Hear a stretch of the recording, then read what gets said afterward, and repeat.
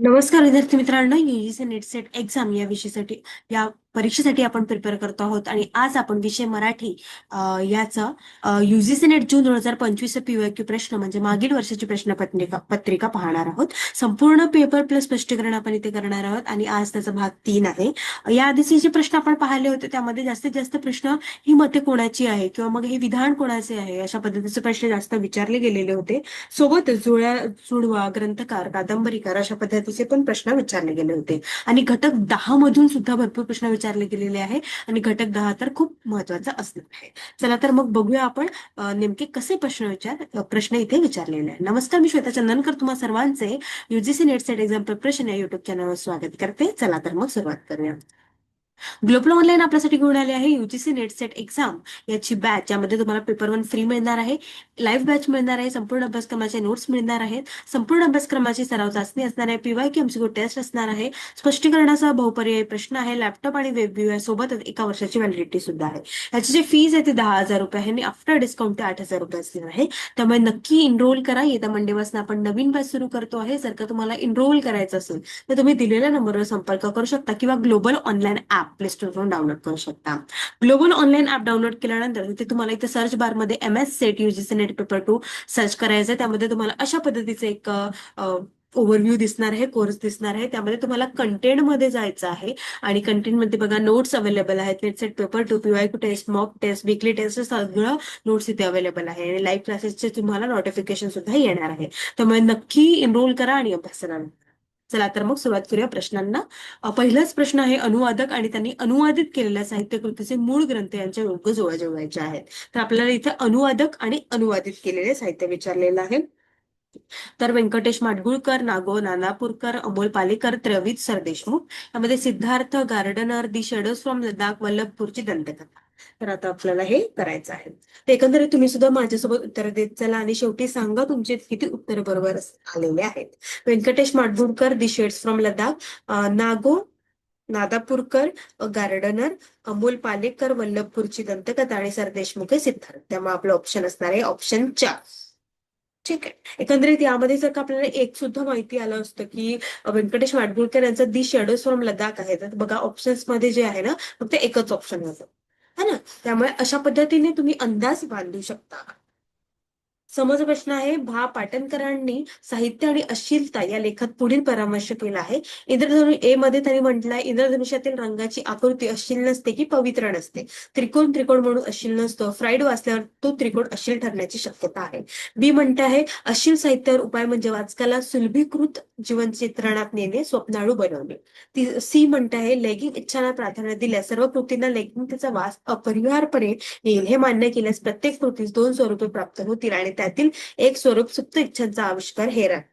नंतर डी म्हटलेलं आहे खरी अश्लीलता जीवनाच्या अशा सुलभीकृत चित्रणात मिळते जेथे दैनंदिन जीवनाचा संबंध तुटतो, तेथे आदर्शवादी कला मिळते आणि तेथे अश्लीलता सापडण्याची शक्यता असते. आणि ई त्यांनी म्हटलेलं आहे केवळ रूपवादी समीक्षेच्या मते अश्लीलतेचा प्रश्न नियम सुसंगत ठरेल आणि आपल्याला पर्याय दिलेले आहे. त्यातून आपल्याला निवडायचं आहे की पुढील परामर्श कोणता आहे, कोणत्या या लेखामध्ये त्यांनी कोणत्या याच्यात केला आहे.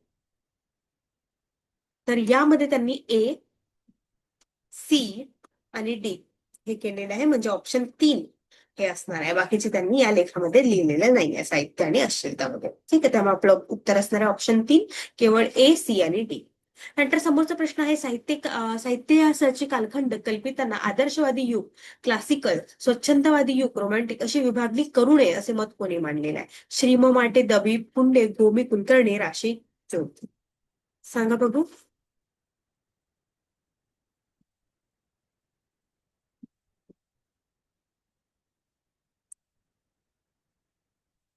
तर हे मांडलेलं आहे राश्री जोग यांनी. रामचंद्र श्रीपाद जोग हे व्याख्यातनाम, मराठी समीक्षक, कवी आणि विचारवंत होते. त्यांनी मराठी साहित्याच्या समीक्षा क्षेत्रात आणि काव्य क्षेत्रात मोलाचे योगदान दिले आहे. ते 1960 मध्ये ठाणे येथे भरलेल्या अखिल भारतीय मराठी साहित्य संमेलनाचे अध्यक्ष सुद्धा होते. ठीक आहे. त्यामुळे आपलं उत्तर असणार आहे 4, राष्ट्रीय जोग. त्यानंतर समोरचा प्रश्न आहे भालचंद्र नेमाडे यांच्या तुकाराम या इंग्रजी ग्रंथाचा हिंदी अनुवाद कोणी केला. प्रफुल्ल शिलेदार, चंद्रकांत बांदिवडेकर, चंद्रकांत पाटील, जयप्रकाश सावंत. सांगा बघू कोणी केलेलं आहे. तर हे केलेलं आहे चंद्रकांत पाटील यांनी. चंद्रकांत पाटील यांनी भालचंद्र नेमाडे यांच्या तुकाराम या इंग्रजी ग्रंथाचा हिंदी अनुवाद केलेला आहे. तर चंद्रकांत पाटील जे आहेत ते एक राजकीय कारके कारकिर्दी आहे, मराठी कवी, अनुवादक आणि समीक्षक सुद्धा आहे. 1960 नंतरच्या पिढीमध्ये त्यांनी लिहिलेलं आहे. ठीक आहे. त्यामुळे आपलं उत्तर असणार आहे चंद्रकांत पाटील. समोरचा प्रश्न आहे, आज महाकाव्य का निर्माण होत नाही, हा लेख कोणी लिहिलेला आहे? तर आज महाकाव्य का निर्माण होत नाही, हा लेख कोणी लिहिलेला आहे? त्याला सांगा बघू. हा लेख लिहिलेला आहे वाम जोशी यांनी. ठीक आहे. त्यामुळे आपलं उत्तर असणार आहे 4. समोरचा प्रश्न आहे, पुढील भूमिका आणि भूमिकाकार यांचे योग्य जुळवणं आहे. भूमिका आणि भूमिकाकार दिले आहे. तर ए दिलेला आहे, मराठीच्या ब्राह्मो आग्ल संस्कारांमुळे. बी दिलेला आहे, भाषा आविष्कार शून्य होत गेली आणि समाजात अर्थपूर्ण स्थान नसलेला वर्ग प्रस्थापित व्यवस्थेसाठी धोका असेल. त्यानंतर डी आहे, पाणिनी पूर्व वैदिक संस्कृती प्राकृतच होती आणि चातुर्थ वर्णाचा इतिहास म्हणजे स्त्रिया व शूद्र यांचा इतिहास आहे. हे डीच आहे, ई नाहीये. हे बी जे आहे ते सारखं आहे. ठीक आहे. चला सांगा बघू. मी इकडे दिलेलं आहे, श्री व केतकर, विका राजवाडे, हरिश्चंद्र थोरात आणि भालचंद्र नेमटे. तर मराठीच्या ब्राह्मो अग्ल संस्कारामुळे भाषा आविष्कार शून्य होत गेली जे आहे ते हे जे असणार आहे, हे म्हटले हे भालचंद्र नेमाडे भालचंद्र नेमाडे यांनी म्हटलेलं आहे. त्यानंतर बी जे आहे ते हरिश्चंद्र थोरात, सी जे आहे ते श्री व केतकर आणि डी आहे विका राजवाडे. त्यामुळे आपलं उत्तर असणार आहे ऑप्शन ए. ठीक आहे. आपलं उत्तर असणार आहे ऑप्शन ए. त्यानंतर समोरचा प्रश्न आहे, फुले आंबेडकरी प्रेरणेचे साहित्य ही संकल्पना प्रथम कोणी मांडली? यशवंत मनोहर, राजा ढाले, केशव मेश्राम, गंगाधर पानतावणे.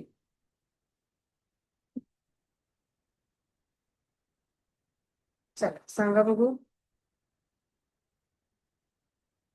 हे जे आहे हे प्रथम राजा ढाले यांनी संकल्पना आहे ना, राजा ढाले यांनी मांडली होती. तर राजा ढाले, राजाराम पिराजी ढाले हे आंबेडकरी चळवळीतील एक नेते, ज्येष्ठ विचारवंत, साहित्यिक, कवी आणि सामाजिक कार्यकर्ते होते. ठीक आहे. त्यानंतर त्यांनी भरपूर लघुनियतकालिक लिहिलेली म्हणजे तिथे काम केलंय, लेखन प्रसिद्ध झाले त्यांचे त्यामध्ये. आणि त्यांना खेड या नियतकालीचा विशेषांक प्रकाशित झालेला आहे. त्यांना डॉक्टर बाबासाहेब आंबेडकर जीवन गौरव पुरस्कार सुद्धा मिळालेला आहे. आपलं उत्तर असणार आहे राजा ढाले. समोरचा प्रश्न आहे, श्याम मनोहर यांच्या कळ कादंबरीचे स्वरूप अधिकतात्मक असे कोणी म्हटलेलं आहे? विकास खोले, अविनाश प्रे, वसंत आबाजी डहाके, चंद्रकांत पाटील. तर श्याम मनोहर यांच्या कळ कादंबरीचे स्वरूप अधिकतात्म आहे, म्हणजे मेटाफिक्शन आहे असं कोणी म्हटलं आहे? तर चंद्रकांत पाटील यांनी म्हटलेलं आहे. त्यामुळे आपलं उत्तर असणार आहे 4. माझ्यासोबत सुद्धा तुम्ही उत्तरे देत चला, जेणेकरून तुम्हाला कितपत अभ्यास झालाय ते सुद्धा कळले आहे. समोरचा प्रश्न आहे, नामदेव ढसाळांची कविता दलितांच्या कवितेपेक्षा अंतर्बाही निराळी आहे. मर्ढेकरांच्या कवितेने जसे रूढ अभिरुचीला हातरे दिले, तसेच ढसाळांची कविता सर्वसामान्य वाचकाला, विशेषतः पांढरपेशा वाचकाला चक्रावून टाकणारी आहे. हे मत कोणाचे आहे? शरणकुमार लिंबाळे, वासुदेव मुलाटे, राग जाधव, भालचंद्र फडके. तर हे मत जे आहे भालचंद्र फडके यांचं आहे. त्यामुळे आपलं उत्तर असणार आहे 4. हे मत सुद्धा तुम्हाला नोट करून ठेवायचं आहे, कारण भरपूर मते या पेपरमध्ये विचारलेली आहे. ठीक आहे. समोरचा प्रश्न आहे, पुढील मत कोणाचे आहे? तोलनिक साहित्य खरे इंग्रजीच्या आधारे वाढायला हवे, त्याची बैठक उत्तर वसाहतवादीच हवी, हे कोणी म्हटलेलं आहे? निशिकांत मिरजकर, वसंत बापट, चंद्रशेखर जहागीरदार, आनंद पाटील.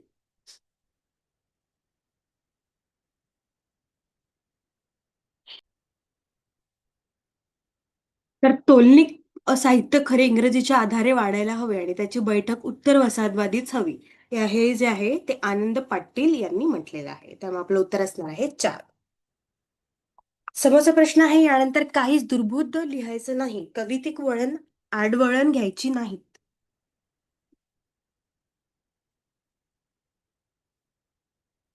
गोता खायच्या नाही जमीन असेल नसेल हा काव्यांश नामदेव ढसाळ यांच्या तुही अंत्याकंची या काव्यसंग्रहातील कोणत्या कवितेचा आहे? आंबेडकर 1978, आंबेडकर 1979, आंबेडकर 19 आंबेडकर 1980, आंबेडकर 1981.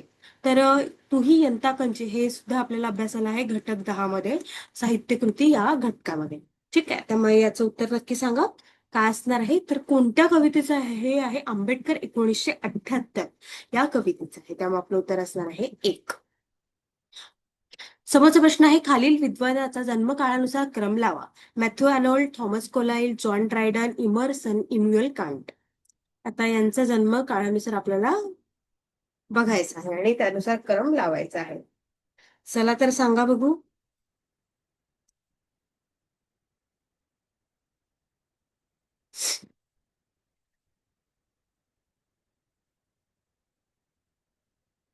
तर आधी येईल जॉन डायडन सी, त्यानंतर येईल इम्युल कांट, त्यानंतर येईल थॉमस कोलाइल, त्यानंतर येईल इमर्सन आणि शेवटी येईल मॅथ्यू अर्नोल्ड. मॅथ्यू अर्नोल्ड 1822, ठीक आहे. इमर्सन 1803, थॉमस कोलाइल 1795, जॉन ई करता इम्युल कांट हे 1724 आणि हे येईल 1631. ठीक आहे, त्यामुळे आपलं उत्तर असणार आहे ऑप्शन 2 CEBDA. त्यानंतर समोरचा प्रश्न आहे व्याकरणशास्त्राने साधू ठरवलेला शब्द अभिधनादी कोशात निर्दिष्ट केलेला असतो त्या शब्दाचे जे अभिधेय असते तो त्या शब्दाचा अर्थ होय. तो शब्द व त्याचा तो अर्थ मिळून पद होतो असा पदवाक्य विवेक कोणी केलेला आहे? आचार्य ममट, आचार्य विश्वनाथ, आचार्य राजशेखर, आचार्य हेमचंद्र. कोणी केलेला आहे? ते केलेलं आहे आचार्य राजशेखर यांनी. त्यामुळे आपलं उत्तर असणार आहे 3. त्यानंतर समोरचा प्रश्न आहे पुढील भाषाकोश प्रकाशन वर्षानुसार लावा. महाराष्ट्र भाषेचा कोश, मोल्सवर्थ कोश, रॉबर्ट ड्रमचा कोश, व्हॅन्स केनेडीचा कोश आणि गिडी ऑन हचिनचा कोश. आणि दिलेल्या पर्याय BCAD, CEDAB, ECADB, DCBAE. चला सांगा बघू.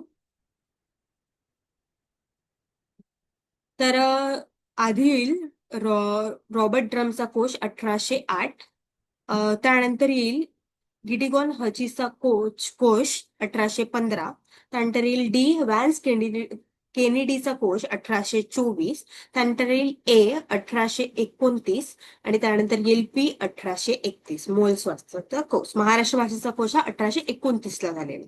ठीक आहे, त्यामुळे आपलं उत्तर असणार आहे 2. ठीक आहे, CEDAB. नंतर समोरचा प्रश्न आहे खालीलपैकी कोणती मते चंद्रकांत पाटील यांची नाही आहेत? ठीक आहे, क्वेश्चन व्यवस्थित वाचत चला. पहिला प्रश्न आहे कविता, पहिला ऑप्शन आहे A, कविता हा सूक्ष्म जाणीवांचा अभिव्यक्तींचा प्रकार आहे.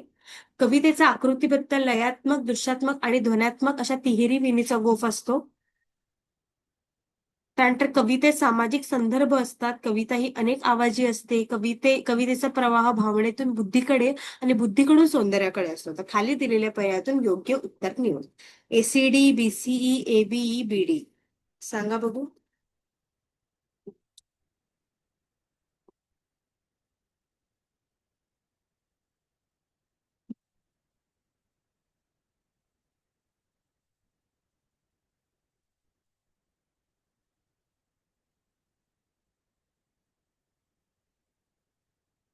कोणता असणार आहे सांगा बघू. तर आपलं उत्तर असणार आहे 3. ABE म्हणजे ए जे आहे ते बरोबर असणार आहे, बी पण बरोबर आहे आणि ई बरोबर आहे. म्हणजे कविता हा सूक्ष्म जाणीवेचा अभिव्यक्तीचा प्रकार आहे आणि कवितेचा आकृतीबद्ध, लयात्मक, दृश्यात्मक आणि ध्वन्यात्मक अशा तिहेरी विणीचा गोफ असतो. ठीक आहे, त्यानंतर ई आहे कवितेचा प्रवाह भावनेतून बुद्धीकडे आणि बुद्धीकडून सौंदर्याकडे होत असतो. त्यामुळे आपलं ऑप्शन असणार आहे 3 ABE. ठीक आहे.